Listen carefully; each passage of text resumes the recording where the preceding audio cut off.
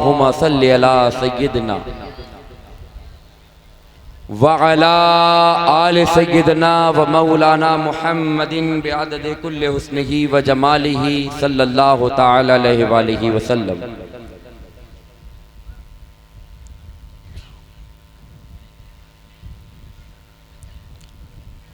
वाकिफ हैं इस राज से ज़माने वाले, वाकिफ हैं इस राज से ज़माने वाले, जिंदा हैं मोहम्मद के घराने वाले सल्लल्लाहु अलैहि वसल्लम। वाकिफ हैं इस राज से ज़माने वाले, जिंदा हैं मोहम्मद के घराने वाले। मिट गए थे, मिट गए हैं, मिट जाएंगे आखिर। मिट गए थे, मिट गए हैं, मिट जाएंगे आखिर। शब्बीर तेरा चर्चा मिटाने वाले, बेशक हक है जिंदाबाद। शब्बीर तेरा चर्चा मिटाने वाले, खून से अपने चिराग दीन का जलाया हुसैन ने। खून से अपने चिराग दीन का जलाया हुसैन ने। रस्मे वफा को खूब निभाया हुसैन ने। और ऐसी नमाज जहां में कौन पढ़ेगा दोस्तों, ऐसी नमाज जहां में कौन पढ़ेगा दोस्तों। सजदा किया तो सर न उठाया हुसैन ने। सजदा किया तो सर न उठाया हुसैन ने। सजदा किया तो सर न उठाया हुसैन ने। शाह सवारे करबला की शाह सवारी को सलाम। नेज़े पे कुरान पढ़ने वाले उस कारी को सलाम। अज़ीज़ान गिरामी, खुशनसीब हैं वो लोग जो अदब के साथ महफिल में बैठते हैं और जो सिर्फ बातें करने के लिए या हंसने के लिए या जिक्र आले रसूल में कमियां ढूंढने के लिए आते हैं। पूरी इजाजत उन्हें है वो मजलिस से बाहर निकल जाए।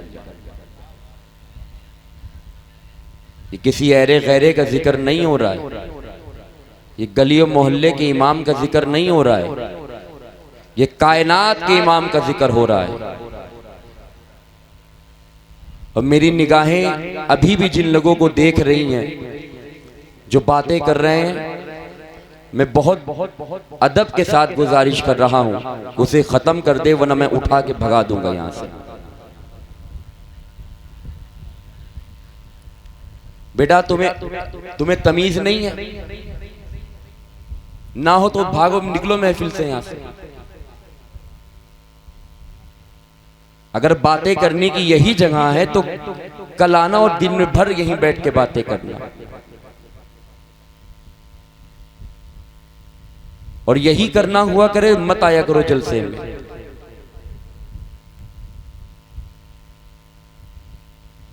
इमाम हुसैन की महफिल है, जरा सी बेअदबी किस्मत तबाह कर देगी, ये याद रखना। यजीद के पास सब कुछ था मगर हुसैन का अदब ना था। सोचिए कहां से कहां पहुंच गया।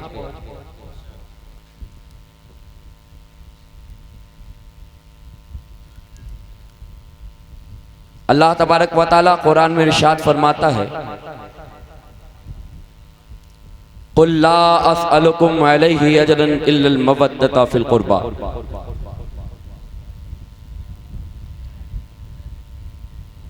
ये आयत कुरान की जब नाजिल हुई, एक दिन सहाबा कराम हुजूर की बारगाह में आए और आने के बाद अल्लाह के नबी सल्लल्लाहु अलैहि वसल्लम से सहाबा ने कहा कि या रसूल अल्लाह, आपने हमें ईमान दिया, आपने हमें कुरान दिया, आपने हमें दीन दिया, कुफ्र के अंधेरों से निकालकर हिदायत ईमान का नूर दिया। ऐ मेरे आका, अगर आप ना होते तो हम न जाने कितने झूठे खुदाओं को सजदा कर रहे होते। आप ना होते तो हमें जिंदगी का सलीका ना मिलता। ऐ मेरे आका, इन सब के बदले में हम आपको कुछ तोहफा पेश करना चाहते हैं। सहाबा हुजूर की बारगाह में हुजूर का दरबार रिसालत सजा है। सहाबा कराम अभी हुजूर से कह ही रहे थे कि या रसूल अल्लाह, मैं आपको कुछ पेश करना चाहता हूँ। नबी करीम सल्लल्लाहु अलैहि वसल्लम का दरबार रिसालत सजा ही था कि रसूल कौनैन सल्लल्लाहु ताला अलैहि वसल्लम के पास हज़रत जिब्रील अमीन आए और कहा, ये अल्लाह के रसूल, अगर आपके सहाबा आपसे ये पूछते हैं कि इन्हें हक़ रिसालत के बदले में ये क्या आपको दें, तो ऐ मेरे आका, आप इनसे कह दीजिए कि इनका रब कहता है, इनका रब कहता है, कुल ला अस्अलुकुम अलैहि अजर इल्लल मवद्दत फिल कुर्बा। ए नबी, आप कह दीजिए कि अगर ये आपको रिसालत के बदले में कुछ तोहफा देना चाहते हैं तो इल्लल मवद्दत फिल कुर्बा। ए नबी, तो बस ये इतना करें कि आपके कराबतदारों से, आपके क़ुरबा से, यानी कि उसको कम लफ्जों में और आसान लफ्जों में कह लिया जाए तो ऐ नबी, ये आपके अहले बैत से, आपके घर वालों से मवद्दत करें, मोहब्बत करें। यही इनका हक़ रिसालत अदा करना है और यही आपकी बारगाह में तोहफा है।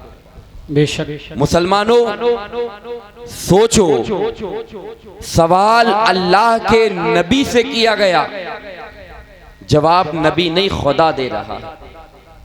वजह ये थी कि इस पूरे इस्लाम के फलसफे को अगर निकाल के एक तरफ रखा जाए, फलसफा इस्लाम को अगर हम समेट कर एक तरफ रख दें तो अहले बैत की मोहब्बत निकलेगा।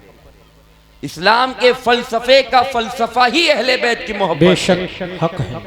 जिसके दिल में अहले बैत की मोहब्बत नहीं, नबी फरमाते हैं कि अगर किसी इंसान के दिल में राई के दाने के बराबर भी मेरे औलादों से बुग़्ज़ है, उसके दिल में ईमान हरगिज़ दाखिल नहीं हो सकता।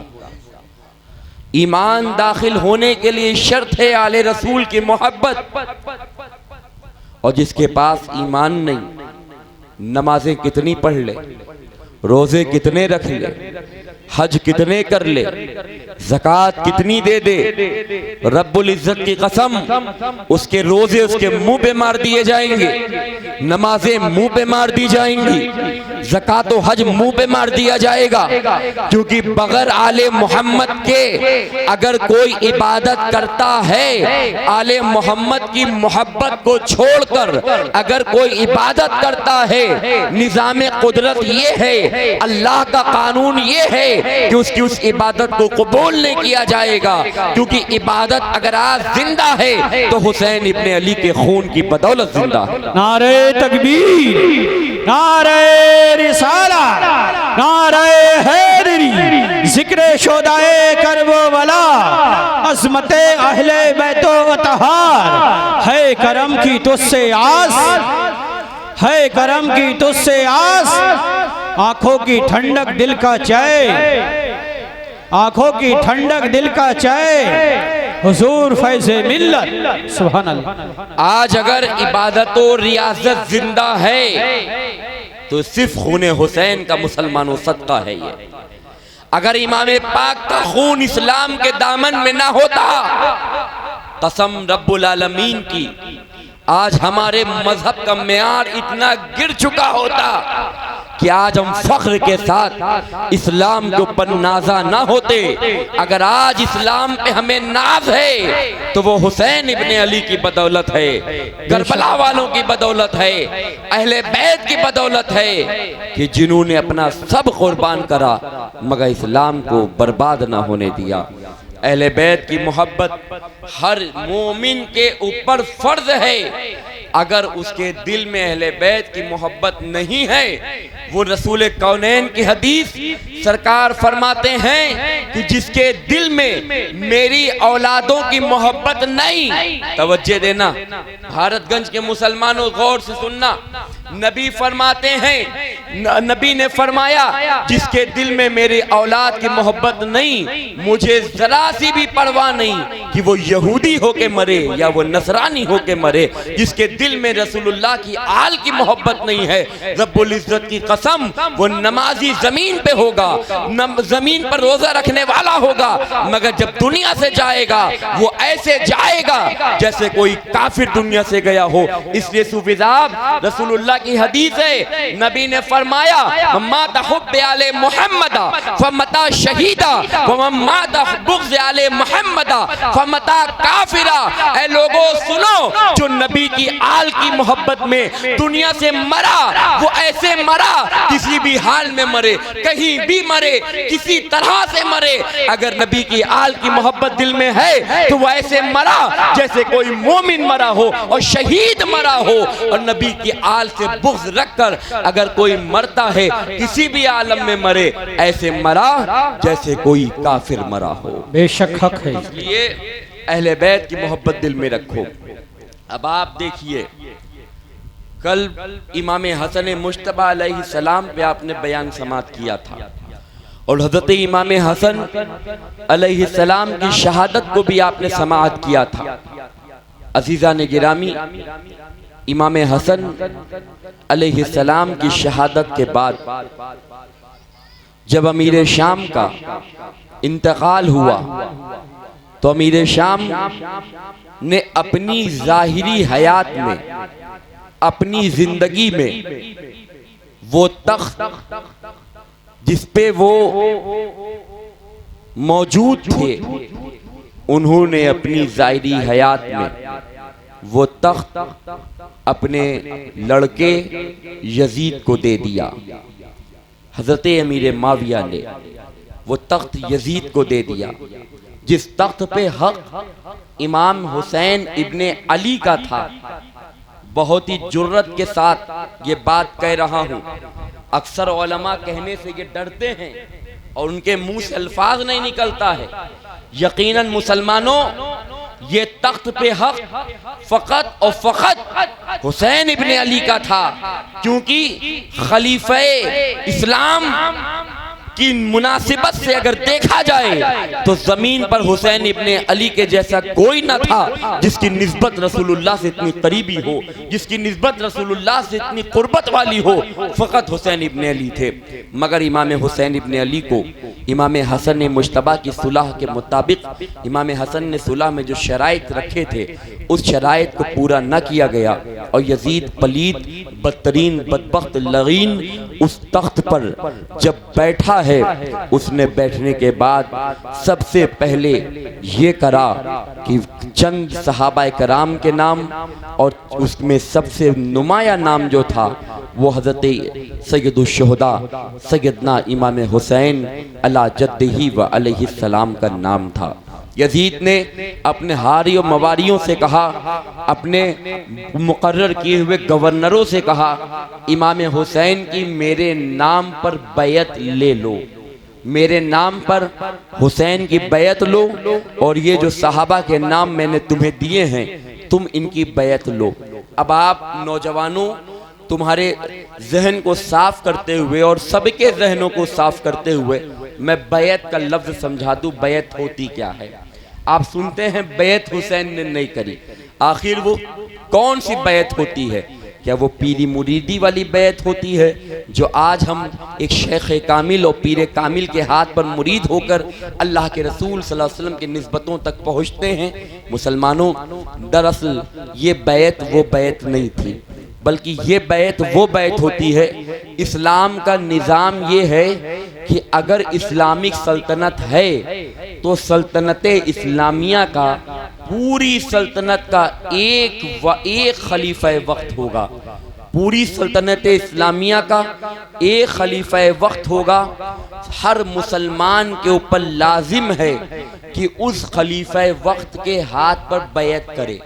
बैत करने का मतलब और आसान कर दूं तो ये करे कि खलीफा वक्त के हाथ पर अपनी जान का और अपने माल का सौदा करे, यानी कि खलीफा वक्त से कहे कि हम अपनी जान को भी आपके हवाले करते हैं, अपने माल को भी आपके हवाले करते हैं, और आपके उठाए हुए हर कदम पर हम आपके साथ हैं, हम पीछे नहीं हटेंगे। जान हवाले इसलिए कर रहे हैं कि इस्लाम पे अगर जान की बात आएगी और आप हुक्म करेंगे तो हम अपनी जान आपके हुक्म पे दे देंगे। माल इसलिए कुर्बान कर रहे हैं, माल का सौदा इसलिए कर रहे हैं, अगर इस्लाम को माल की ज़रूरत पड़ेगी तो हम अपना माल भी इस्लाम के लिए आपके नाम पे कुर्बान कर देंगे। यही खलीफा वक्त के लिए बैत का मतलब हुआ करता था। इमाम हुसैन के सामने बड़ा चैलेंज ये था कि यजीद पलीद बदतरीन लगीन ने अपनी बैत के लिए इमाम हुसैन अला जद्दिही अलैहिस्सलाम जब मदीने मुनव्वरा में थे तो मदीने मुनव्वरा के गवर्नर को यजीद ने ख़त लिखा, और ख़त में ये लिखा था कि चंद सहाबा के नाम, वो उसके साथ लिखा था कोशिश ये करो हर हाल में जितनी जल्दी हो सके हुसैन से मेरे नाम पे बैत ले लो, क्योंकि मुझे खतरा हुसैन इब्ने अली से है। मुमकिन है कि वो मेरे खिलाफ खड़े होंगे और वो मुझसे बैत नहीं करेंगे। अजीज़ान गिरामी, अब मैं यहाँ पे एक मिनट आपके जहन को दूसरी तरफ लेके जाना चाहता हूँ। आखिर इमाम हुसैन यजीद के हाथ पे बैत क्यों नहीं कर रहे थे? इमाम हुसैन ने यजीद के हाथ पे बैत काहे नहीं करी जब सबने यजीद के हाथ पे बैत कर ली थी और सबने अपनी ईमान का सौदा यजीद के हाथ पे कर लिया था? तो ये रसूलुल्लाह के मुक़द्दस चंद सहाबा की जमाअत और इमाम हुसैन अला जद्दिही अलैहिस्सलाम आखिर ये बैत क्यों नहीं कर रहे थे? मामला एक दिन पुराना नहीं है, मामला अरसों पुराना है। आओ मैं बताऊं हुसैन कौन है और यजीद कौन है। हुसैन और यजीद की तो कोई मिलानी ही नहीं है, हुसैन और यजीद की तो कोई मिसाल ही नहीं है। मुसलमानों, तुम गौर करो, जिस ख्वाजा के मुल्क में तुम रहते हो, जिस मालिक के मुल्क में तुम रहते हो, और एक बात याद रखना, हिंदुस्तान किसका है? गरीब नवाज का है। हिंदुस्तान गरीब नवाज का है। ये हिंदुस्तान की सल्तनत गरीब नवाज की है। हिंदुस्तान के मुसलमानों की गर्दन पर एहसान गरीब नवाज का है। अगर गरीब नवाज तुम्हारे आबाओ अजदाद को, तुम्हारे बड़ों को कलमा पढ़ा के मुसलमान ना करते तो आज तुम इस शान के साथ इस्लाम पे फख्र ना कर रहे होते, तुम इस शान से खुद को मुसलमान ना कह रहे होते। अब गरीब नवाज की बारगाह में चलो। ए गरीब नवाज, हमको समझना है हुसैन को, और लोग हुसैन को यजीद से कंपेयर करते हैं, लोग हुसैन को यजीद के मिलानी करते हैं, लोग हुसैन और यजीद को एक साथ रखते हैं। आओ गरीब नवाज की बारगाह में हाजिर हो। चिश्तियों, बड़ी खुशनसीबी की बात है कि हम चिश्ती हैं, हम ख्वाजा साहब के मुल्क में हैं, और याद रखो बड़ी जिम्मेदारी के साथ ये बात कह रहा हूँ, अहले मिंबर की तवज्जो, हिंदुस्तान का मुसलमान किसी भी सिलसिले में मुरीद हो जाए, आप किसी भी सिलसिले में मुरीद हो जाओ, किसी भी सिलसिले में मुरीद हो जाओ, मगर रब्बुल इज्जत की कसम, अगर आप हिंदुस्तान में रहते तो पहले चिश्ती हो, क्योंकि आप ख्वाजा के मुल्क में रहते हो। इस मुल्क का मालिक गरीब नवाज है, दीगर सलासिल यहाँ के मेहमान, और ख्वाजा का सिलसिला यहाँ का मेजबान है ना। तो चिश्ती वर्ल्ड के जरिए से आप लाइव भी सुन रहे हैं लोग, और आप यहाँ मौजूद मेरे सामने सुन रहे हैं, तो हम ख्वाजा के मुल्क में रहते हैं। आओ गरीब नवाज की बारगाह में। ए गरीब नवाज, हम समझना चाहते हैं हुसैन कौन है। तो गरीब नवाज ने हमें एक शेर में समझा दिया, एक रुबाई में समझा दिया। गरीब नवाज फरमाते हैं हुसैन को समझना है तो समझो शाह अस्त हुसैन, बादशाह अस्त हुसैन, दीन अस्त हुसैन, दी पनाह अस्त हुसैन, सरदाद नदाद दस्त दर दस्ते यजीद, हक़ा के बिनाए ला इलाहा हुसैन। हुसैन हुसैन हुसैन शाहों के शाह, हुसैन बादशाहों के बादशाह, हत्ता की शाह हुसैन, बादशाह हुसैन, दीन हुसैन। हमारा दीन जो है वो हुसैन है ना। अब कोई ये सोचे हुसैन दीन कैसे होंगे, हुसैन दीन कैसे, तो इसका भी जवाब एक आले रसूल ने दे दिया। सरकारे देवा वारिसुल औलिया सनदुल असफिया कुतुबुल मशाइख सरकारे आलम पना वारिस पाक फरमाते हैं, अभी तक तो आपने सुना होगा ना 73 फिरके होंगे, यही सुना ना, कितना 72 जहन्नम में जाएंगे। कुल्लुहुम फिन्नार, जिनके बारे में रसूल ने कहा था कुल्लुहुम फिन्नार, वो सब जहन्नम में जाएंगे इल्ला वाहिदा, सिर्फ एक जन्नत में जाएगा, जो सहाबा के तरीकों पे चलेगा, जिसके बारे में नबी ने कहा था माना अलैहि व सहबिही, जो मेरे और मेरे सहाबा के तरीकों पे चलेगा। हजरत वारिस देवा ने फरमाया करबला के बाद, तवज्जो मुसलमानों तवज्जो देना, करबला के बाद मेरी नजर में सिर्फ 2 फिरके हैं। करबला के बाद बहुत अच्छा, मेरी नजर में सिर्फ 2 फिरके। किसी ने पूछा सरकार 2 और इतने कहां गए? वारिस पाक ने फरमाया करबला के बाद मेरी नजर में 2 फिरके, पहला फिरका या तो बंदा हुसैनी होगा या तो बंदा यजीदी होगा, इसके अलावा कोई तीसरा रास्ता नहीं। जिंदाबाद है ना। या तो बंदा क्या होगा, बोलो तेज से बोलो, क्या होगा, क्या होगा, और फिर या तो यजीदी होगा। शुक्र मनाओ हुसैनियों, मौलाइयों, सुन्नियों कि तुम्हारे हाथ में हुसैन पाक का दामन। अब जो यजीदी है उसके अंदर 72 इंक्लूड हो गए, 72 उसी के अंदर इंक्लूड, उसी में दाखिल। पता चला हुसैन की गुस्ताखी करने वाला सिर्फ यजीद ही नहीं, बल्कि जमीन पर जो हुसैन के खिलाफ खड़ा हो वो अपने जमाने का यजीद कहलाएगा, अपने जमाने का यजीद कहलाएगा। अब लोग मुसलमानों, इतनी जुर्रत किसी के माँ के दूध में नहीं है कि कोई इस जमाने में हुसैन के खिलाफ खड़ा हो। है किसी में कोई खुल के कहेगा हम यजीदी हैं? एक ले आओ, एक ले आओ जमीन के ऊपर से जो कहे हम यजीदी हैं। अल्लाह की इज्जत की कसम, इस नाम की नफरत अल्लाह ने दिलों में इतनी डाल दी है कि मुसलमान तो मुसलमान, गैर कौम के भी नाम लोग इसका नाम बुराई के साथ लेते हैं, दूसरे भी से बुरा कहते हैं। अब इस जमाने में फिर उस मिशन यजीद को लोग कैसे प्रमोट करेंगे, कैसे बढ़ाएंगे? तो सुनो, अब इमाम हुसैन से तो मुकाबला नहीं कर पाएंगे, अब इमाम हुसैन के बच्चों से मुकाबला करेंगे। इमाम हुसैन की यादगार जो मुहर्रम में बनाते हो जी, जिससे तुम्हारे चौक रोशन होते हैं, उसके खिलाफ खड़े हो जाएंगे। कभी नजरे नियाज़े हुसैन के खिलाफ खड़े होंगे, कभी लंगर सबील के खिलाफ खड़े होंगे, कभी यहाँ फातिया न करो, वहाँ फातिया न करो, इधर फातिया जायज नहीं, उधर फातिया जायज नहीं। गयूर मुसलमानों, झगड़ने की जरूरत नहीं है, समझ जाना जो यादगारे हुसैन के खिलाफ खड़ा हो और हुसैन के लंगर सबील के खिलाफ खड़ा हो, वारिस देवा को याद कर कर लेना और समझ जाना देवा के उस शहंशाह ने हमें पहले ही बता दिया था, या तो यजीदी होगा या तो हुसैनी होगा। बेशक हक है। जिंदाबाद। नारे तकबीर, नारे रिसालत, नारे हैदरी, जिक्र शोदाए करबो बला, अज़मते हुसैन, अज़मते ताज़ियादारी। सुभान अल्लाह। इमाम का कोई मुकाबला नहीं कर सकता, इमाम की याद को मिटाओ। एक बुजुर्ग से किसी ने पूछा, सरकार हमारे यहाँ कुछ लोग ऐसे हैं जो ये कहते हैं ये ना करो वो ना करो, ये हराम वो हराम, ये बिदअत वो बिदअत।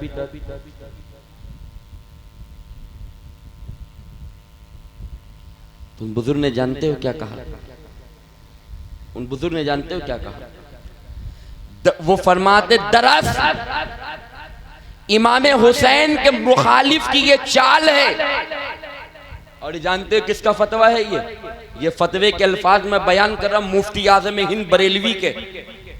वो कहते हैं जो मुहर्रम को रुकवाना चाहे, इमाम के जिक्र के खिलाफ बोले, दरअसल उनका मकसद इमाम हुसैन की यादगार से रोकना नहीं, बल्कि इमाम हुसैन के मिशन को, उनके नाम को मिटाना है।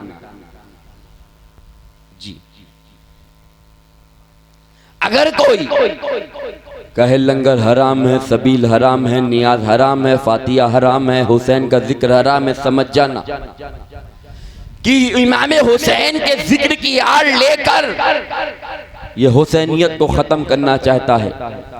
मगर अल्लाह की सलामती नाजिल हो तुम पे भारतगंज के मुसलमानों, हुसैनियों, रब्बुल इज्जत की कसम, जो जज्बा तुम्हारा है हिंदुस्तान में कम जगह देखने को मिलता है। ये मैं कह रहा हूँ, मैं बड़ी जल्दी किसी की तारीफ नहीं करता हूँ। जी हक है। जो जज्बा यहाँ के बच्चों के अंदर देखने को मिलता है, क्या हुसैनियत का माहौल, अल्हम्दुलिल्लाह। याद रखना, हर चीज से समझौता करना, इमाम के नाम पे कोई समझौता ना करना, हुसैन के नाम पे कोई समझौता नहीं जी। और जब हुसैन के नाम पे कोई समझौता नहीं होता तो जानते हो क्या होता है? फिर जब हजरत हुर ने करबला में यजीदियों से हुसैन के नाम पे समझौता न करा, आज अल्लाह ने उनको ये मकाम दे दिया कि जब करबला के 72 शहीद कहे जाते हैं उसमें हजरत हुर भी शामिल है। बेशक हक है। हजरत हुर सैयद नहीं है, जनाबे हुर आले रसूल नहीं है, मगर आले रसूल के गुलाम। और गुलाम ने जब आका की गुलामी अच्छे से करी तो अल्लाह ने ये मकाम दे दिया, जब आका की नियाज हो रही है तो गुलामों को भी बख्शा जा रहा है। आका की नियाज हो रही है, गुलामों की बारगाह में भी नजराने अकीदत पेश किया जा रहा है। आज हुसैनियत की खिदमत करो तो इस जमाने के हुर बनोगे इंशाअल्लाह ताला। बहरहाल यजीद और हुसैन, इनका कोई मुकाबला नहीं है ना। कहाँ महल, ईमान का महल का नाम हुसैन है। कहाँ महल और कहाँ नाला है? और अब पड़ा है सैयदों से पाला। जो सैयदों के तेवर देखे और ये देखा कि अगर हुसैन ने बैत न करी, एक अकेले हुसैन यजीद के लिए चैलेंज बने हैं। एक अकेला हुसैन यजीदियों के लिए चैलेंज। कैसे भी करके गवर्नर को हुक्म दिया गया, बैत ले लो, मदीने की सरजमीन है, दोपहर का वक्त है। गवर्नर मदीना ने हजरत इमाम हुसैन के पास एक पैगाम भिजवाया और इमाम हुसैन को बुलाया कि आप फौरन गवर्नर हाउस आ जाएं। हजरत हुसैन पाक ने अपने चंद साथियों से मशवरा किया कि दोपहर की चिलचिलाती धूप, ये कोई वक्त नहीं है गवर्नर हाउस में बुलाने का। मुझे शक व शुबा है कोई मामला जरूर हुआ है। आखिर मामला क्या है? कुछ साथियों ने हुसैन पाक के मशवरा दिया, आप गवर्नर हाउस अकेले मत जाइए, 2-4 लोगों को साथ ले करके जाइए। दो चार लोगों के साथ इमाम हुसैन गवर्नर हाउस गए तो साथ वालों को गवर्नर हाउस के बाहर रोक दिया मदीने में, और रोकने के बाद आपने फरमाया कि मैं अकेले अंदर जा रहा हूं, अगर मेरे बोलने की आवाज तेज तेज आने लगे तुम गवर्नर हाउस के अंदर आ जाना। इमाम हुसैन गवर्नर हाउस के अंदर गए। उस वक्त का जो गवर्नर वो भी बैठा है, उसके साथ मरवान बिन हकम भी बैठा है। ये मरवान, ये बदतरीन बदबख्त, ये फितने की जड़ और फसाद की जड़ जिसको रसूलुल्लाह ने मदीने से निकाला था और जिसके बाप दादों पे रसूलुल्लाह ने लानत भेजी थी, ये मरवान वहीं बैठा था। इमाम हुसैन मदीने के गवर्नर हाउस में जब तशरीफ ले गए तो वहां पे इमाम हुसैन को ये कहा गया कि यजीद के वालिद का इंतकाल हो गया है और यजीद अपने बाप की जगह पे बैठ गया है, और यजीद का हुक्म ये है कि आप यजीद के नाम पर बैत कर लें, और आपके साथ के जो चंद सहाबा के नाम लिए गए कि फलां फलां सहाबी यजीद के नाम पर बैत कर लें। मेरे इमाम ने फरमाया तेरा दिमाग सही तो है, हम यजीद की बैत करेंगे, हमसे हरगिज ना होगा कि हम यजीद की बैत करेंगे। मेरे इमाम ने ये कह के बात को आगे बढ़ाया कि हमारी बैत कोई आसान नहीं है, हमारी बैत कोई एक कमरे में लेने वाली नहीं है, हमारी बैत होगी तो मैदान में होगी, हो इनकार होगा तो मैदान में इनकार होगा। तू ये बात पूरे मदीने की आवाम के सामने रख और जो मेरा फैसला होगा वो बयान किया जाएगा। गवर्नर वक्त ने कहा ठीक है, आपको मोहलत दी जाती है, आप सोच लीजिए। इमाम हुसैन अलैहिस्सलाम वापस होने लगे। उसी वक्त मरवान बदतरीन ने एक धीरे से एक बात कही थी, गौर से सुनो। मरवान ने धीरे से एक बात हाकिम मदीना से कही थी, तू पागल हो गया है, हुसैन को यहाँ से निकल के जाने मत दे, इनसे अभी बैत ले ले, और ये अगर अभी बैत ना करें तो इन्हें अभी कत्ल कर दो। अगर यहाँ से ये चले गए तो फिर ये तुम्हारे हाथ न लगेंगे, इनकी रगों में अली मुर्तज़ा का खून है, ये नस्ल अबू तालिब है, ये आसानी से तुम्हारे हाथ ना आएगी। अल्लाह अकबर कबीरा। इमाम अली वक़ार अला जद्दही अलैहिस्सलाम ने सुना और उल्टे कदम वापस हुए, और वापस होने के बाद मरवान की तरफ देखा, कहा बदतरीन बदबख्त, तू जानता है तू कौन है? तू वो है जिसके बाप दादा पर मेरे नाना ने लानत भेजी थी, तू वो है। तू ये कहता है कि मैं यजीद की बैत कर लूं, तो अब खुल के सुन ले, हुसैन का फैसला ये है कि हम मदीना तो छोड़ देंगे, हम मक्का तो छोड़ देंगे, हम अपना घर तो छोड़ देंगे, मगर यजीद के हाथ पे बैत ना करेंगे। तुम हमें परेशान कर रहे हो, तुम हमें तंग कर रहे हो, तुम हमारे घरों को जलाने की तैयारी कर रहे हो, तुम हमारे बच्चों को यतीम करने की तैयारी कर रहे हो। सुनो सुनो, हम अपने बच्चे तो कुर्बान कर देंगे मगर यजीद के हाथ पे बैत ना करेंगे। सैयदा का वो लाल, मौला अली का नूर नजर, अबू तालिब के वो नस्ल पाक का चमकता हुआ फूल, बनु हाशिम का वो फख्र बनु हाशिम पूरी जुर्रत के साथ ऐसे बोल रहा था, उस यजीदियों के सामने महसूस हो रहा हो कि आवाज में रसूलुल्लाह सल्लल्लाहु अलैहि वसल्लम का लहजा हो और जुबान जम्मू के अंदर मौला अली की हो गई हो। इस जुर्रत के साथ हुसैन बोले कि यजीदियों पर एक थरथराहट सी हो गई और वो खामोश हो गई। इमाम हुसैन निकल कर बाहर तशरीफ ले आए और बाहर लाने के बाद आपने अपने घर तशरीफ लाए और अपनी बहन सैयदा ज़ैनब सलामुल्लाह ताला अलैहा से कहा, ए बहन ज़ैनब, हमें अब मदीने को छोड़ना होगा, अब हमें मदीने से हिजरत करनी होगी, अब हमें मदीने से निकलना होगा, अब मदीने को अलविदा कहना होगा। सैयदा ज़ैनब ने जैसे ही ये बात सुनी, आप आवाज़ से रोने लगी, हुसैन पाक की बारगाह में अर्ज करने लगी, भाई ये आप कैसी बात कर रहे हैं? क्या मदीना छोड़ना हमारे लिए कोई आसान काम है? क्या मदीने रसूल को छोड़ना हमारे लिए कोई अहम काम नहीं है? क्या मदीने रसूल को छोड़ देना यूं ही आसान है? हम मदीना कैसे छोड़ सकते हैं? इमाम हुसैन ने अपने पूरे घर वालों को इकट्ठा करा। इकट्ठा करने के बाद अपने घर वालों से कहा, मेरे घर वालों, मेरे अहले बैत, अब रसूलुल्लाह का मदीना हम पे तंग किया जा रहा है, रसूलुल्लाह के मदीने की गलियों को हम पे तंग किया जा रहा है। ए रसूलुल्लाह के घर वालों, ए रसूलुल्लाह की औलादों, ये वही मदीना है जहाँ पे नाना जान ने ये कहा था, अल हुसैन मिन्नी वाना मिनल हुसैन, हुसैन मुझसे है मैं हुसैन से हूँ। मगर हाय अफसोस आज नाना की उम्मत हमें मदीने में रहने न दे रही है। सैयदा ज़ैनब से इमाम हुसैन फरमाते हैं, बहन ज़ैनब मदीने को छोड़ने के अलावा हमारे पास कोई दूसरा रास्ता नहीं है, या तो यजीद के हाथ पे बैत कर ली जाए या तो मदीने को छोड़ दिया जाए। सैयदा ज़ैनब फरमाती है, भाई कोई भी रास्ता निकालिए मगर यजीद के हाथ पर हम हरगिज़ बैत ना करेंगे। आखिर इमाम हुसैन वो हैं जिनके घर का दरवाज़ा मस्जिद नबवी के अंदर खुलता था और इमाम हुसैन ने अपनी माथे की आंखों से यजीद पलीद के वो बदनुमा और बदतरीन हरकतों को देखा था जो यजीद ने करी थी।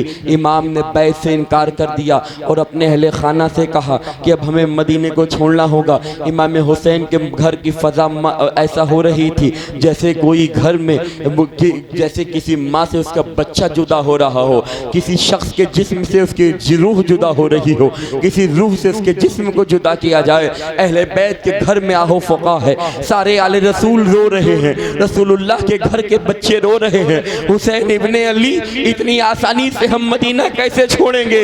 अब रात का वक्त हो रहा है। इमाम मेरे रात के वक्त में अल्लाह अकबर कबीरा जन्नतुल बकी शरीफ में जाते हैं और जन्नतुल बकी में जाने से पहले मेरे इमाम आखिरी सलाम करने के लिए, आखिरी अलविदाई सलाम करने के लिए रोज़ा रसूल मदीने मुनव्वरा का वो चमकता हुआ गुंबदे खजरा, वो रसूलुल्लाह का रोज़े मुबारक, इमाम हुसैन रसूलुल्लाह के मज़ार मुबारक पे तशरीफ़ ले जाते हैं। अल्लाह अकबर कबीरा। अभी तक मेरे इमाम रोए नहीं थे, अभी तक इमाम ने बहुत सब्र रज़ा के पैकर बने हुए थे, मगर जैसे ही नाना के मज़ार पे इमाम पहुँचते हैं और इमाम हुसैन ने जैसे ही अपने माथे की आंखों से नाना का मज़ार देखा, गोया वो सारा मंजर इमाम हुसैन की नजरों के सामने घूमने लगा। यही मदीना था जिसकी गलियों में नाना जान कंधे पे बैठ के हमें घुमाया करते थे, यही मदीना है जिसकी गलियों में हम नाना जान के कंधे पे बैठ के घूमते थे। इसी मस्जिद नबवी में नाना जान ने मेरे लिए सजदे को लंबा कर दिया था। इमाम को मेरे एक एक बात याद आ रही है। नाना अपना लुआबे दहन कैसे चुसाते थे याद आ रहा है। अपने हाथों से इसी मदीने में नाना ने कैसे निवाले खिला खिला के बड़ा किया था याद आ रहा है। हुसैन को नाना की मोहब्बत याद आ रही है, गोया नाना का चेहरा हुसैन के सामने है और बचपन के वो एक एक लम्हात हुसैन के सामने है। मुसलमानों सोचो, एक हाजी जो हज करने के लिए जाता है, जो मक्के में जो मदीने में 10 दिन, कोई 8 दिन, कोई 15 दिन, कोई 20 दिन रुकता है, मगर जब वो हाजी वापस आ रहा होता है उसकी कैफियत ये होती है कि जान यही निकल जाए, रूह यही निकल जाए और मदीने की मिट्टी में मुझे मिला दिया जाए। 20 दिन रहने वाले की कैफियत ये है। उम्रा करके जाने वाले से पूछो, जब वो आ रहा होता है तो वो यही दुआ करता है, ऐ अल्लाह रूह यही निकल जाए और मैं कभी यहाँ से वापस ना जाऊँ। रसूलुल्लाह के मदीने को छोड़ने के लिए कोई तैयार नहीं होता है। जब एक हाजी 15 दिन या 20 दिन नबी के मदीने में रुके तो आते वक्त रो रो के बुरा हाल होता है।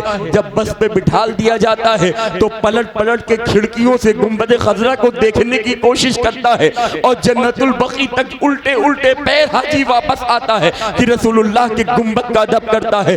जब तक रसूलुल्लाह का गुंबद दिखता है पीठ नहीं करता है, रसूलुल्लाह के गुंबद की ताज़ीम करता है। मुसलमानों सोचो, एक हाजी की मोहब्बत का ये आलम है मदीने से, तो वो हुसैन जिनकी मिल्कियत मदीना है, वो हुसैन जो मदीने के मालिक है, वो हुसैन जो मदीने में नायबे रसूल हैं, वो हुसैन जिन्होंने मदीने की गलियों में बचपन गुजारा है, वो हुसैन जिन्होंने मदीने की गलियों में अपने बचपन नबी की गोद में गुजारा है, उस हुसैन से मदीना छूट रहा है। नबी के मज़ार पे इमाम हुसैन जाते हैं और जाने के बाद बेसाख्ता रसूलुल्लाह के मज़ार अनवर पर गिरते हैं और एक आवाज़ के साथ हुसैन रोते हैं और कहते हैं, नाना जान हाय अफसोस अफसोस, आज आपका हुसैन आपकी बारगाह में आया है। एक हाजी अगर मदीने से वापस लौटता है तो उसे मालूम होता है कि जिंदगी में इस इरादे के साथ जाता है कि अल्लाह तौफीक देगा तो दोबारा मदीने आऊंगा, दोबारा मदीने आके नबी के सलाम करूंगा। मगर हुसैन इब्ने अली आज आखिरी सलाम रसूलुल्लाह को करने आए हैं। मालूम है कि जिंदगी अब वफा ना करेगी, अब मदीने दोबारा वापस ना आना होगा, अब नाना के मज़ार को दोबारा देखना पाना होगा, अब नाना की वो शफकतें, वो नाना की वो गलियां, शहर की मुकद्दस गलियां, एक हाजी जिसकी गलियों को मदीने की दीवार को चूमता है, मदीने की गलियों का बोसा लेता है, मदीने के चरिंद परिंद को दाना खिलाता है, क्योंकि उसको मदीने के परिंदों को मदीने से निस्बत है। वो कैसे बदबख्त होंगे जो मदीने रसूल में रहने वाले मदीने के मालिक हुसैन से मदीना छोड़वा रहे हैं। हुसैन इब्ने अली नबी के मज़ार पे खड़े हैं और अर्ज करते हैं कि या रसूल अल्लाह, आज आपका लख्ते जिगर, आपका नूरे नज़र, आपको आखिरी सलाम, आपकी बारगाह में आखिरी सलाम पेश करने के लिए आया है। ऐ अल्लाह के रसूल, मदीना छोड़ना जान जिस्म से निकलने से कम नहीं है। मेरे आका, मदीना छोड़ना हमारे लिए क़यामत से कम नहीं है। या रसूल अल्लाह, दिल फटा जा रहा है, कलेजा मुंह को आया जा रहा है। इमाम रसूल के मज़ार पे रो रो के कह रहे हैं, या रसूल अल्लाह, कलेजा फटा जा रहा है, दिल मुंह को आ रहा है, किस सूरत से आपका मदीना छोड़ूं। जब मदीने की गलियों से निकलूंगा और आपका मज़ार मेरी आंखों से ओझल हो रहा होगा, या रसूल अल्लाह, मैं कैसे मदीना छोड़ूंगा।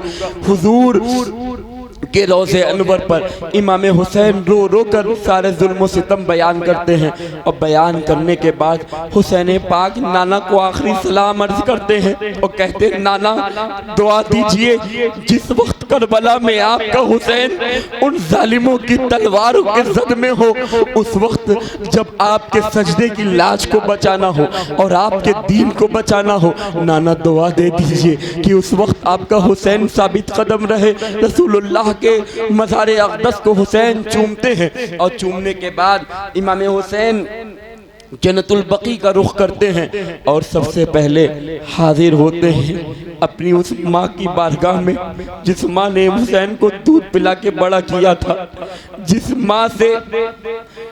माँ से औलाद को और औलाद को ज़मीन पर सबसे ज़्यादा मोहब्बत उसकी माँ से होती है। हुसैन अपनी माँ की बारगाह में आए और तड़पते हुए अपनी माँ की कब्र अनवर पर चिपक गए, अर्ज करते हैं, ऐ अम्मी जान, आप पर अल्लाह के सलाम हो। ऐ अम्मी जान, जिस मदीने की गलियों में हमने शिकम पे पत्थर बांधे थे, जिस मदीने में हमने भूखे रह करके गरीबों को खिलाया था, जिस मदीने में आपने हमारे हिस्से का खाना फकीरों को खिला दिया था, ऐ अम्मी जान, आज वो मदीना छूट रहा है। आज हुसैन से वो मदीना छूट रहा जो मदीना आपकी मोहब्बतों का खजीना है, जिस मदीने में हम घर के एक एक कोने में अम्मी आज भी आपके होने का एहसास करते हैं। सोचो मुसलमानों, जिसकी माँ मौजूद ना हो और वो माँ जिसने बहुत मेहनत से उसे पाला हो, और फिर वो माँ जिसकी कब्र पे आज आखिरी सलाम किया जा रहा हो, उस औलाद को माँ की कितनी याद आ रही होगी कि अम्मी जान, जिस मदीने की गलियों में हमने रसूल की उम्मत के लिए पेट पे पत्थर बांधे थे, आज वो मदीना छूट रहा है। जान जिस्म से निकलने से कम नहीं। अपने मसाइब इमाम हुसैन अपनी माँ को सुनाते हैं, वो कहते हैं, माँ मुझे दुआ दीजिए कि जिस वक्त करबला में मैं अपने बच्चों को कुर्बान कर रहा हूँ, उस वक्त मैं साबित कदम रहूं। जिस वक्त अली अकबर का जनाजा मैं उठाऊं, जिस वक्त अली असगर का जनाजा मैं उठाऊं, तो माँ दुआ दीजिए कि मैं साबित कदम रहूं। और माँ, आज के बाद आपका हुसैन आपके मज़ार पे कभी ना आएगा। माँ, आज आपके दूध का हक अदा करने के लिए हुसैन मदीने को छोड़ रहा है।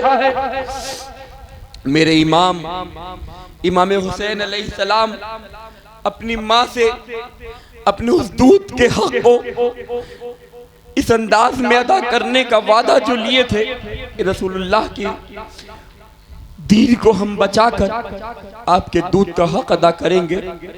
आज वो दूत का हक अदा करने का दिन है। इमाम अपनी माँ को आखिरी सलाम करते हैं और चेहरा अपने भाई हसन मुश्तबा की मज़ार की तरफ करते हैं।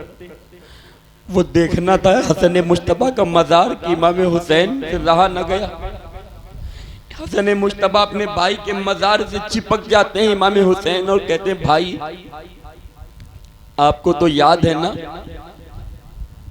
कि नाना इसी मदीने की गलियों में हमको कंधे पे बिठाल के घुमाते थे और नाना फख्र के साथ कहते थे ये मदीना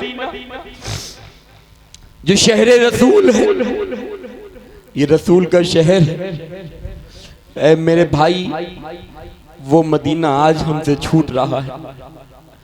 आज मैं अपने नबी के वादे को पूरा करने के लिए मदीने को छोड़ रहा हूँ। मुसलमानों, वो अल्फाज मेरी जुबान से निकल नहीं पा रहे जो हुसैन ने अपने भाई हसन मुश्तबा की कब्र अनवर पे कहे थे। इतने दर्द भरे वो अल्फाज हैं कि अगर जरा सा भी ज़मीर जिंदा होगा तो कोई आंख ऐसी बाकी ना होगी जिसमें आंसू ना हो। अपने भाई की कब्र अनवर पे जाते हैं और जाने के बाद कहते, भाई आखिरी सलाम ले लो, आज के बाद हुसैन कभी आपके मज़ार पे हाजिर ना हो पाएगा। हमेशा के लिए हुसैन मदीने को अलविदा कह रहा है। भाई याद है ना, इसी मदीने की गलियों में हम नाना जान का हाथ पकड़ के चलते थे। इसी मदीने की गलियों में हम खेलते और दौड़ते थे। जिस मस्जिद नबी में खेलकर हमने अपना बचपन गुजारा, जिस नबी के रोजे पर बार बार आते जाते जिंदगी के इतने लम्हात गुजर गए, आज वो नबी का रोजा मदीना छूट रहा है। इमाम अपने भाई को आखिरी सलाम कहते हैं। इधर घर वालों ने काफिला तैयार हो गया और रात का वक्त अपनी तेजी के साथ गुजर रहा था कि मेरे इमाम अपनी सवारी पर बैठते हैं। बैठने के बाद अपने रुफ़क़ा अहले बैत को लेते हैं और मदीने मुनव्वरा की उस मुक़द्दस रसूल के शहर की गलियों को आखिरी सलाम करते हैं। अलविदा कहकर हुसैन हमेशा के लिए मदीने को छोड़ते हैं और पलट पलट के हुसैन अपनी सवारी पर पलट के हुसैन रसूलुल्लाह के मज़ार की तरफ देखते हैं। फिर सवारी रोकते हैं, फिर देखते हैं, फिर रोकते हैं, फिर देखते हैं, फिर रोकते हैं, फिर देखते हैं। ये बार बार हुसैन पाक कर रहे हैं, गोया सवारी भी चलने को तैयार ना हो रही है। हुसैन पाक अपने दिल को मजबूत करते हैं कि नबी के दीन को बचाना। उस सवारी पर इमाम अली वक़ार कैसे तैसे सफ़र कर निढाल अंदाज में इमाम हुसैन ने मदीने को अलविदा कहा और इमाम हुसैन ने मक्के की तरफ सफ़र करा। इमाम अली वक़ार अला जद्दिही वालैहि सलाम मक्का मुकर्रमा पहुँचे। सहाबाए कराम जो मक्के शरीफ में थे वहाँ थोड़ी सी अमान थी। यजीद का इतना जुल्म सितम उस वक्त मक्के में ना था क्योंकि मदीने में हुसैन थे, मदीना टारगेट पे था। इमाम जब मक्का मुकर्रमा पहुँचे तो आप सबसे पहले जिस घर में आपने क़याम करा वो आपने अपने कदीमी घर में, वो कदीमी घर जो आपके बाप दादाओं का पुराना घर था, यानी हज़रत सैयदना अबू तालिब के घर में इमाम हुसैन अला जद्दिही वालैहि सलाम ने क़याम फरमाया।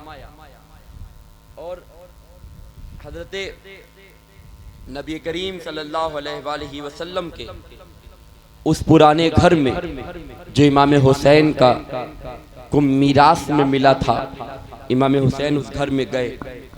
अगर मदीने में माँ का मज़ार था तो मक्के में आपकी दादी हज़रत खतीजा का मज़ार है। अगर मदीने में आपके भाई हसन मुश्तबा का मज़ार है, तो मदीने में आपके भाई हसन मुश्तबा का मज़ार है, तो मक्के में इमाम हसन की यादों से पूर्व घर है। अगर मदीने में रोज़े रसूल है तो यहाँ अल्लाह का मुक़द्दस घर आपके दिल को तसल्ली देने के लिए है। काबतुल्लाह, इमाम काबे का तवाफ़ करते हैं। मुसलमानों, ये वो इमाम हुसैन हैं जिन्होंने पैदल चल के 25 हज करे। 25 हज इमाम हुसैन अलैहिस्सलाम ने पैदल करे हैं अपनी ज़िंदगी में। आपको मैं अर्ज़ करूं, इमाम मक्का मुकर्रमा तशरीफ़ ले आए और इमाम हुसैन अला जद्दिही वालैहिस्सलाम के दिल को तसल्ली हज़रत नबी करीम सल्लल्लाहु अलैहि वसल्लम के पुराने घर में हुई। सहाबा ने शायान शान के मुताबिक हज़रत इमाम हुसैन का इस्तक़बाल किया और हज़रत इमाम हुसैन अलैहिस्सलाम को आमन्ना, सद्दक़ना, मरहबा या इतरत रसूलुल्लाह की सदाओं में सहाबा ने इमाम हुसैन को मक्का मुकर्रमा में दाखिल किया। और मक्का मुकर्रमा में एक वालिहाना इस्तक़बाल हुसैन इब्न अली का हुआ।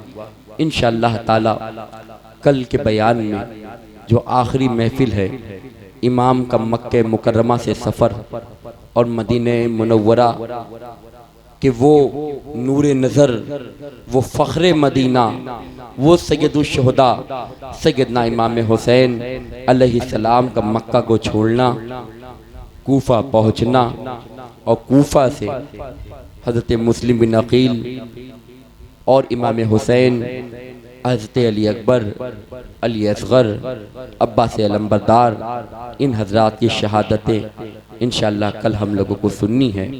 अल्लाह तबारक व तआला की बारगाह में दुआ करता हूँ, परवरदिगार हम सब लोगों को हुसैनी जज्बा दे, हम सब लोगों के दिलों में इमाम की मोहब्बत दे, हम सब के दिलों में आले रसूल की मोहब्बत दे और आले रसूल की मोहब्बत में जीने और आले रसूल की मोहब्बत में मरने की तौफीक अता फरमाए। और एक बहुत अहम और ज़रूरी बात ये भी आपसे कहनी है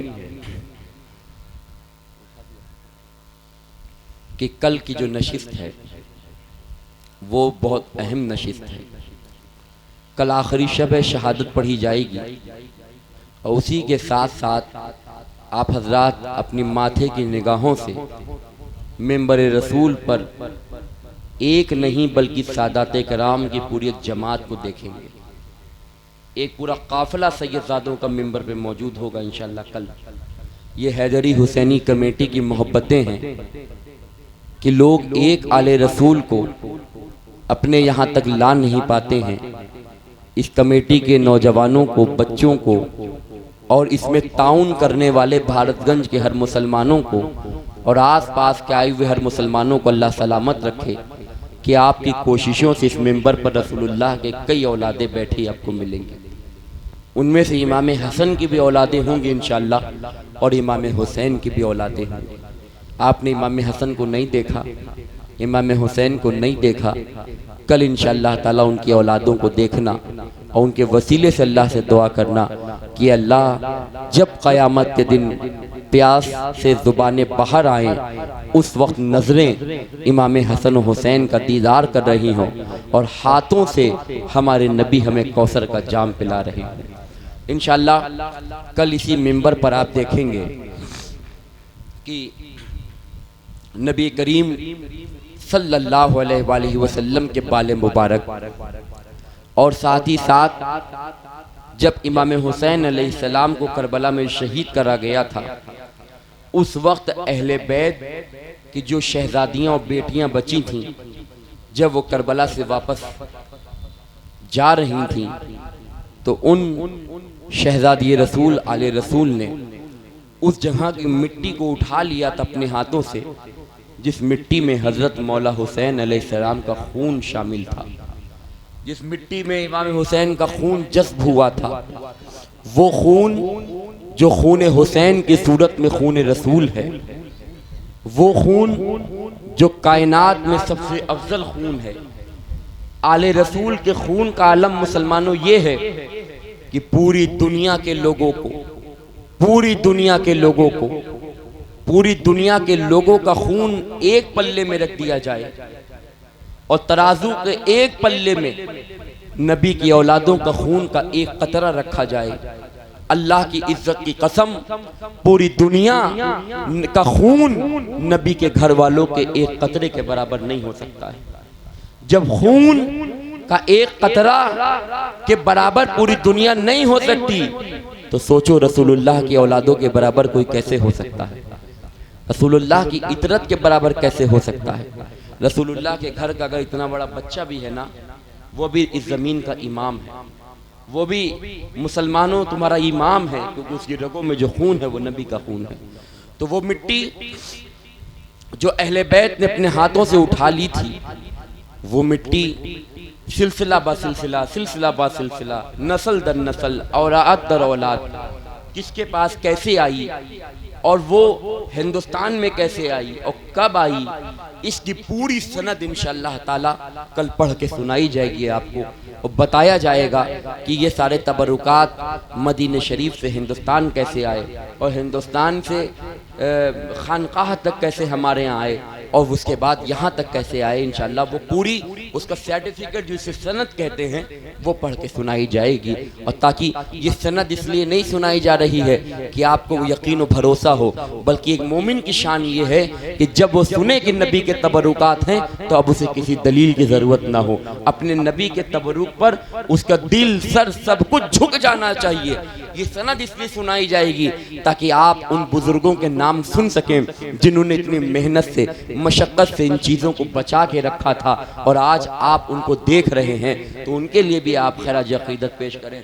और एक ऐलान और आपको कर दूं, कल बहुत मोहब्बत के साथ आपसे अर्ज़ कर रहा हूँ, बराए मेहरबानी, और ख़ासकर ये जो पीछे हजरात बैठे हुए हैं, आज तो मैंने आपको कुछ नहीं कहा है, अगर कल हुसैन की मजलिस में हंसते हुए दिख गए तो ये समझ लेना जिंदगी भर अपनी किस्मत पे रोगे। हुसैन की ये मजलिस शहादत बयान करता हूँ, पीछे बच्चे वो लोग हंसते हैं, आप अंदाजा लगाइए कैसे लोग हैं। मैं हुसैन की शहादत पढ़ता हूँ, मैं अभी इमाम हसन हुसैन का मदीना छोड़ना पढ़ रहा था, वो पीछे लोग हंस रहे थे, उनके चेहरों पे हंसी थी। तुम्हारा कुछ नहीं गया है ना, इसलिए तुम्हें हंसी आ रही है। घर हमारा लूटा है, हमसे पूछो दर्द क्या है। बच्चे हमारे घर के यतीम हुए थे, हमें मालूम है दर्द क्या है। ये नादानी में जो हंसते हो ना, ये मैं नहीं कह रहा हूं जिंदगी पे रोग, बल्कि अल्लाह ना करे अगर अल्लाह ताला को तुम्हारा हंसना नापसंद आ गया, खुदा ना करे कि अगर रसूल को तुम्हारा हंसना नापसंद आ गया कि जिस हुसैन की शहादत पे रसूल रोए हो तुम हंस रहे हो, तो सोचो कयामत के दिन शफात किससे करवाओगे, सोचो कयामत के दिन किसकी जन्नत में जाओगे। हुसैन की मजलिस में हंसने वालों, हुसैन की मजलिस में मस्खरा अंदाज के साथ बैठने वालों, और हुसैन की मजलिस में ऐब ढूंढने वालों, हुसैन की मजलिस को खराब करने वालों, मैं नहीं कह रहा हूं, तुम खुद फैसला करो कि कयामत के दिन अगर रसूल ने शफात से इनकार कर दिया क्या करोगे। इसलिए बहुत अदब के साथ हुसैन की महफिल में बैठा करो और बहुत मोहब्बत के साथ समझा रहा हूं। हुसैन की महफिल में इतने अदब के साथ बैठो, इतने अदब के साथ बैठो, गोया उस जमाने में अगर हुसैन पाक के सामने तुम जाते तो तुम्हारा अदब क्या होता। बस उसी अदब के साथ हुसैन की महफिल में बैठो, क्योंकि हमारा अकीदा ये है, तू जिंदा है वल्लाह, तू जिंदा है वल्लाह, मेरी चश्मे आलम से छुप जाने वाले ना। इमाम हमारे जिंदा हैं, वो हमें देख रहे हैं, और हुसैन के गम में रोया करो। जिन आंखों से हुसैन के गम में आंसू निकलेंगे, मुझे अल्लाह की जात से पूरी उम्मीद है उन आंखों को जहन्नम की आग हरगिज न जलाएगी। और अगर अल्लाह ने करम कर दिया तो इंशाअल्लाह मरने से पहले इमाम हसन हुसैन की जियारत अल्लाह ताला ख्वाब में अता फरमा देगा। कल वुजू के साथ आना, वुजू करके आना, और जो टोपियां लगा के नहीं आते हैं अपने अपने सरों को ढक कर के आए, और बहुत अदब के साथ जो मैनेजमेंट यहाँ जियारत का बनाया जाएगा, ये सारी बातें आज बता दे रहा हूँ क्योंकि कल वक्त कम होगा। कल अपने मिंबर पे बहुत से शोरा होंगे, सादाते कराम होंगे, है ना, और इमाम हुसैन अलैहिस्सलाम के बेटे हैं इमाम अली रिजा अलैहिस्सलाम। 12 इमामों में से हमारे इमाम हैं, इमाम अली रिजा अलैहिस्सलाम के इनकी औलादों में है ना, उनकी औलादों में, इमाम अली रिजा की औलादों में हमारे मिंबर पर कल इंशाअल्लाह ताला शेख तरीक़त आले रसूल शहज़ादे रसूल हुजूर सैयदना सरकार सैयद अजीज़ुल हसन मदनी मियाँ साहब क़िबला साहिब सज्जादा खैराबाद शरीफ इंशाअल्लाह मौजूद होंगे। उसके साथ जाफरी सादात, इमाम जाफर सादिक जिनके नाम से तुम 22 रजब को कूंडे करते हो। कितने तारीख को? 22 रजब। ये तारीख याद रखना, ये सब तारीखें याद दिला रहा हूं, बार बार मैं नहीं मिलूंगा। 22 रजब को कूंडे के नियाज करना ये हमारे बुजुर्गों का तरीका चला आ रहा है। इस दौर में इसको बदलने की बहुत सी कोशिशें की जा रही हैं। नहीं इसको करो, नहीं इसको करो, नहीं इसको करो। यार ये कौन सी बात है? नजर नियाज किसी दिन भी करी जाए जायज है। जब 22 पे उम्मत का इत्तेफाक है, 22 पे उम्मत कर रही है तो लोगों को करने दो। तुम्हें 27 को करना है, 23 को करना है, 21 को करना है, 22 को लोग कर रहे हैं, करे 27 को भी कर लें, 23 को भी कर लें। मैं कहूँगा रजब की हर तारीख में इमाम जाफर सादिक के नियाज करो तो कम है। इनका इतना बड़ा एहसान हमारे ऊपर है। मगर कूंडे की नियाज हमारे बुजुर्गों ने 22 रजब को हमेशा करी है, इसलिए 22 रजब को ही कूंडे की नियाज करना। इमाम जाफर सादिक अलैहिस्सलाम की औलादों में उनके शहजादे फाजिल साउथ अफ्रीका खतीब एशिया और यूरोप हज़रत अल्लामा व मौलाना मुफ्ती सैयद शजर अली साहब क़िबला मकनपुर शरीफ से इंशाअल्लाह हमारे बीच तशरीफ़ लाएंगे। उनके साथ सफ़ीपुर शरीफ की सरजमीन से ताल्लुक़ रखने वाले और खानवादे चिश्तिया से ताल्लुक़ रखने वाले औलाद रसूल सैयद शाह सैयद अल्ताफ़ मियाँ साहब क़िबला, मेरे छोटे भाई सैयद कैफ मियाँ है ना, दीगर सादात कराम असद मियाँ साहब, ये सारे सादात कराम इंशाअल्लाह ताला आपके यहाँ आएंगे। हैदरी हुसैनी कमेटी के शुक्रगुजार होइए कि अगर ये तबरुकात ना आते तो इतने सादात कराम ना आ पाते। ये सब आएंगे इंशाअल्लाह, इनकी मौजूदगी में आप ज़ियारत करोगे। वुज़ू करके आना, सर ढक करके आना, हो सके तो अदब के साथ हाथ बांध कर महफिल में बैठना और ज़ियारत के वक्त कतई धक्का मुक्की नहीं करना, कतई एक दूसरे को धक्का मत देना। चाहे 4 घंटे हो जाएं या 5 घंटे लगे, जब तक एक एक मर्द और हमारी एक एक माँ बहन ज़ियारत नहीं कर लेंगी इंशाअल्लाह तबरुकात को यहाँ से हटाया नहीं जाएगा। ठीक है, सबको ज़ियारत कराई।